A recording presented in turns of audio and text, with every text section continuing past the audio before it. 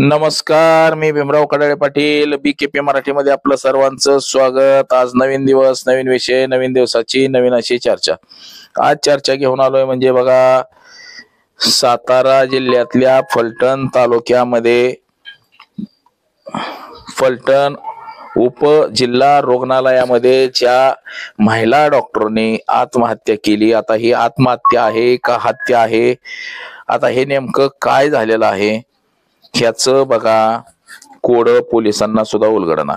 आता ह्याच्यामध्ये खासदार निंबाळकर यांचं देखील नाव आलेलं आहे। त्यातच आता हा जो बदाने आहे PSI पोलीस उपनिरीक्षक, ह्यानं जवळपास 157 कॉल त्या महिलेला केलेला आहे, कॉल डाटा निघालेला आहे। आता त्यातच हे प्रकरण दाबण्याच्या प्रयत्नात देखील पोलीस प्रशासन आहे, म्हणजे की बाबा भाजपची लोक अडचणीत येऊ नये म्हणून हे प्रकरण दाबायचं पोलिसांना। आता पोलिसांचा जो तपास आहे ह्याच्यावरती देखील शंका उपस्थित झालेली आहे की बाबा पोलीस खरा तपास करतात का खोटा तपास करतात, ही वेगळ्या दिशेला प्रकरण न्यायला लागले ते पोलिस, असं देखील आता सगळ्यांना वाटायला लागलेलं आहे कुठंतरी। तर याच विषयाची आज चर्चा घेऊन आलोय बघा। सर्वप्रथम आपण जर चॅनल सबस्क्राईब केला नसेल तर चॅनल सबस्क्राईब करावा, म्हणजे आपल्या चॅनल सबस्क्राईब करावा म्हणजे आपल्याला नवनवीन व्हिडिओ पाहता येतील। तर चला चर्चेला सुरुवात करूया। बघा, भारतीय जनता पक्षाचं जे हे सरकार आलेलं आहे 2014 आणि त्यानंतर मधल्या काळात 2.5 वर्ष आणि आताच हे म्हणजे देवेंद्र फडणवीस हे गृहमंत्री झाल्यापासून महाराष्ट्र राज्याची कायदा सुव्यवस्था ढासळली का काय, म्हणजे ढासळूनच गेली असं विरोधकांचा वारंवार आरोप आहे। यानं त्या कारणाने भारतीय जनता पक्षाची लोक नेहमी प्रसिद्धीच्या जोतात राहतात, म्हणजे अडचणीतच येत आहेत, परंतु त्याच्यावरती कारवाई काय केली जात नाही।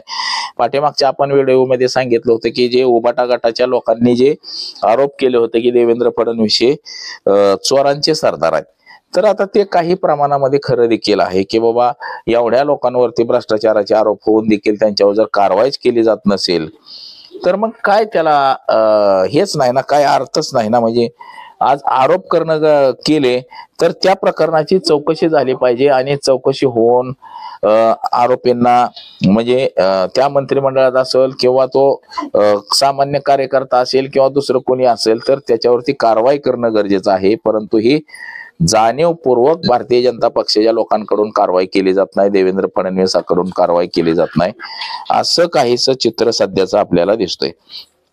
आता त्यातच बघा, साताऱ्यामधलं जे प्रकरण घडलेलं आहे, साताऱ्याच्या फलटण तालुक्यामधलं जिल्हा उपरुग्णालयामध्ये जी आमची भगिनी मुंडे म्हणून कार्यरत होती डॉक्टर म्हणून, तर तिच्यावरती अनेक वेळा दबाव आणला गेला, तो पोलीस प्रशासनाकडनं असो किंवा राजकारणाकडनं असो। म्हणजे जे रिपोर्ट असतात, आरोपींचे जे रिपोर्ट असतात ते रिपोर्ट बदलण्यासाठी हा दबाव आणला गेलेला आहे। जवळपास 351 रिपोर्ट ह्यामध्ये दबाव टाकण्यात आलेला आहे, म्हणजे एवढ्या आरोपींचा जो रिपोर्ट आहे तो बदलण्यासाठी पोलिसांकडून डॉक्टरांवरती दबाव आणला गेलेला आहे आणि असा रिपोर्ट तयार करून द्या, तसा रिपोर्ट तयार करून द्या, अशी काही कारणं झालेली आहे आणि याच्यातूनच या महिलेची हत्या झालेली आहे असं काल सुषमाताई अंधारे यांनी सांगितलेलं आहे। पत्रकार परिषद घेऊन तिथले जे माजी खासदार आहेत निंबाळकर यांच्यावरती प्रहार केलेला आहे, यांच्यावरती या प्रकरणामध्ये भाजपच्या खासदारांनी दबाव आणल्यामुळे त्या मुलीनं आत्महत्या केली की काय असा आरोप देखील राजकारणी लोकांनी केलेला आहे। त्यातच आता हा जो आरोपी प्रशांत बदाने आणि पोलीस उपनिरीक्षक गोपाळ बदने आणि प्रशांत बनकर हे 2 आरोपी जे आहेत, या दोन्ही आरोपींना पोलिसांनी अटक केलेली आहे। परंतु हा जो तपास आता सुरू आहे, हा तपास खऱ्या अर्थानं योग्य पद्धतीने होतोय का ते देखील प्रकरण दाबण्याचा प्रयत्न केला जातोय, हे देखील महत्वाचं आहे। आता ज्या ठिकाणी या मुलीने आत्महत्या केली या महिला डॉक्टरनं, त्या ठिकाणचं देखील CCTV मध्ये चित्रीकरण झालेलं असलं पाहिजे। आता ते लॉज आहे म्हटल्यावरती तिथं CCTV देखील असणार आहे आणि त्या CCTV मध्ये काय आलं काय गेलं हे सुद्धा पोलिसांना तपासामध्ये आणणं गरजेचं आहे। परंतु कोणाच्या तरी दबावापोटी या प्रकरणामध्ये वेगळं वळण लागू शकतं असंच काहीतरी आपल्याला दिसते आणि असा आरोप देखील इतर जे पुढारी आहेत ह्या पुढाऱ्यांनी सुद्धा केलेला आहे. आता पोलिसांनी असं सांगितलेलं आहे की हा जो प्रशांत बनकर आहे आणि ही महिला डॉक्टर आहे, दोघांचे संबंध होते आणि या संबंधातून प्रशांत बनकर याने म्हणजे ही जी मुलगी आहे हिने लग्न करण्यासाठी वारंवार त्या प्रशांत बनकरवरती दबाव टाकला, त्याला वेळोवेळी फोन केले, रिलेशन असल्यामुळं माझ्यासोबत लग्न कर असं काहीच बोललं जातं, तिनं म्हटलं गेलं असं पोलिसांनी सांगितलेलं आहे आणि लग्नाला नकार दिला म्हणून तिनं आत्महत्या केली असं पोलिसांचं काहीसं मत आहे. परंतु आता हे पोलीस जे आहेत, तपासातले जे पोलीस आहेत, आता हे किती खरं सांगतायत? म्हणजे आता पोलिसांनी असं देखील सांगितलेलं आहे की जेव्हा ह्या प्रशांत बनकर म्हणजे जो पोलीस आहे त्याला डेंग्यू झाला त्यावेळेस ही मुलगी म्हणजे महिला डॉक्टर घरी येऊन त्याच्यावरती उपचार करत होती, असं देखील पोलिसांचा काय असा आहे. आणि काल बघा रुपाली चाकणकर यांनी देखील तिथल्या पोलीस स्टेशनची भेट घेतली होती. आता रुपाली चाकणकर ह्या सुद्धा कुठल्या पक्षाच्या आहेत? त्या राष्ट्रवादी काँग्रेस अजित पवार गटाच्या. म्हणजे हे ह्याच्यामध्ये जे यांच्यावरती आरोप झाले हे खासदार महोदय देखील भारतीय जनता पक्षाचे आहेत आणि तिथं जर विरोधातले जर कोणी पुढारी असता तर त्याला मात्र आतापर्यंत जेलमध्ये टाकला असता आणि पोलिसांनी कवाच त्याला उचलला असता आणि जेलमध्ये टाकला असता. बघा मध्ये ते चंद्रकांत पाटील सुद्धा काय म्हणले की ते आपले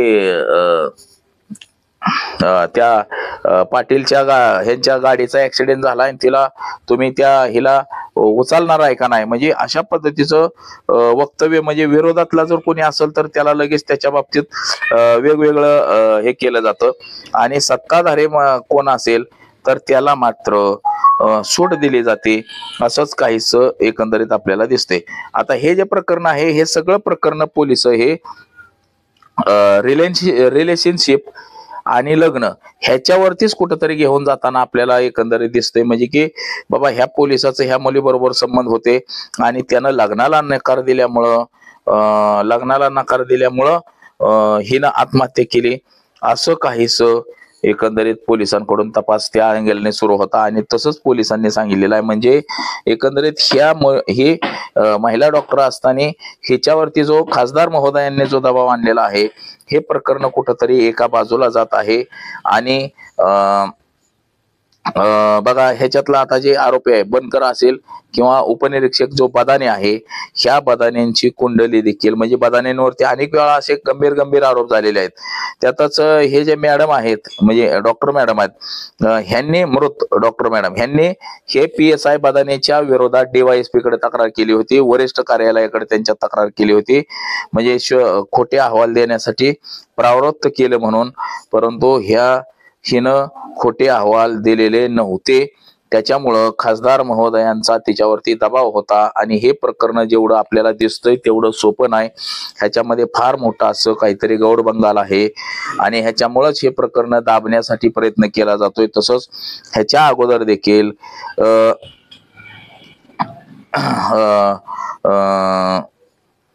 प्रकरण दाबावं असं काहीच केलं जातंय. आता यामध्ये बघा काही लोकांनी सुद्धा आरोप केलेले, फलटण इथल्या वाठार या ठिकाणचे जे निंबाळकर येथील विवाहित मुलगी होती, या मुलीने आत्महत्या केलेला स्वेच्छादिनाचा अहवाल खोटा असल्याचा आरोप सुद्धा इथल्या लोकांनी केलेला आहे. म्हणजे ह्या डॉक्टरांनी कसा खोटा अहवाल दिलाय आणि ह्या डॉक्टरांवरती कसा दबाव होता कुठल्या तरी पुढाऱ्यांचा, असं देखील आता लोक पुढे यायला लागलेले आहेत. म्हणजे बाबा आमच्या सुद्धा प्रकरणांमध्ये ह्या पोलिसांनी डॉक्टरांनी खोटा अहवाल देऊन सदर प्रकरण आमचे सुद्धा दाबलेत की काय, असं देखील अनेकांना वाटायला लागलेलं आहे.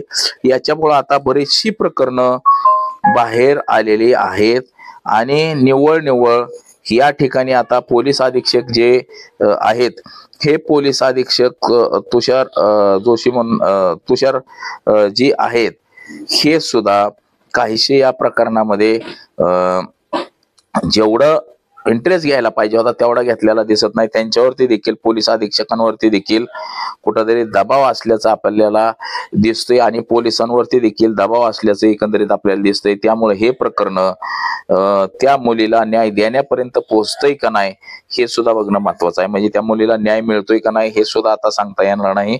काहीशी अशीच परिस्थिती सध्याची निर्माण झालेली आहे. तर बघा, आज एवढंच. माझा सहकारी कॅमेरामन अनिकेत सह मी भीमराव कडाळे पाटील, BKP मराठी, इंदापूर, पुणे.